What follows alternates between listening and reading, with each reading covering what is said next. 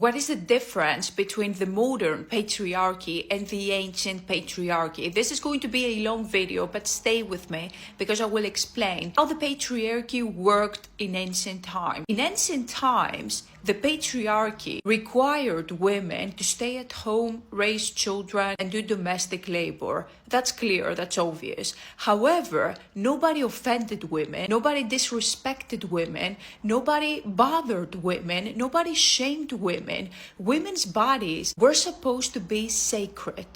People view bodies, intercourse, and whatever has to do with the body and the life creation process as sacred. There were various ceremonies in ancient Greece and ancient Egypt where they worshipped gods and goddesses, especially goddess Artemis, who, apart from the goddess of hand, as we know from ancient Greece, she is also the goddess of moon, femininity, motherhood, and childbirth. And in many of her temples, ceremonies were taking place, and they were very important because people from all over the known world were attending. And young women used to dance naked. They were engaging in various processes that honored the goddess and the feminine existence, womanhood, the women's bodies. And people watched these ceremonies, these young women honoring the goddess naked, dancing naked.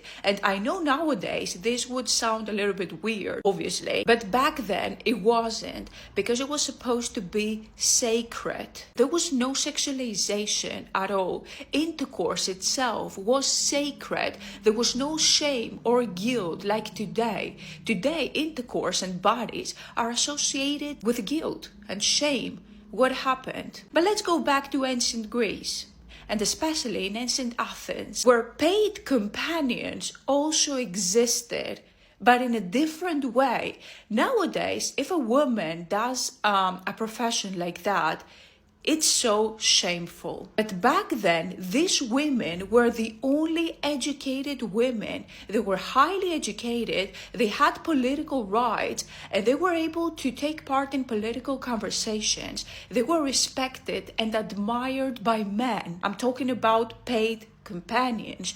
In ancient Greece, in ancient Athens, they were called hetere, and they had great power. Women who did this job were able to hold their own wealth, and usually they were very wealthy. They were rich, and usually they had their wealth in forms of gold, because people from all over the known world would come to see them or engage in other activities, bringing gold. Do you see how different the perspective is? I'm not saying it's a right thing or a wrong thing. We're not examining this at the moment, but it's all about perspective. How a woman who did a profession like that in ancient times, we're talking about 2,000 years ago, was respected. She had a voice, she had wealth, and until recently, women weren't able to open a bank account. What changed? Answer this question in the comments. And back then in ancient Greece, women's bodies were not sexualized. No matter how the body looked like, it was sacred.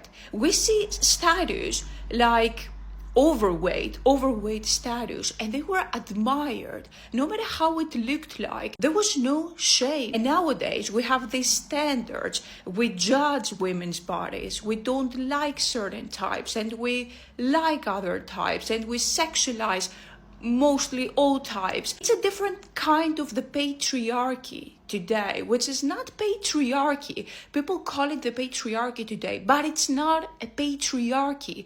A patriarchy is just a system. It's a structure where men lead. Today, we have misogyny. Most people confuse the patriarchy with misogyny, which are two completely different things. The patriarchy in ancient Greece existed, and in ancient times, ancient Egypt and other civilizations, but there was no misogyny. Women were worshipped literally in Minoan times, Minoan Crete. There was matriarchal societies. In Mycenaean times, again, matriarchal societies. Women were the center. Yes, they were supposed to stay at home, most of them, but they weren't sexualized. Nobody harmed them. Nobody hurt them. They respected them. So tell me what changed.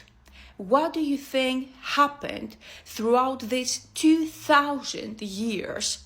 And we have this major shift today.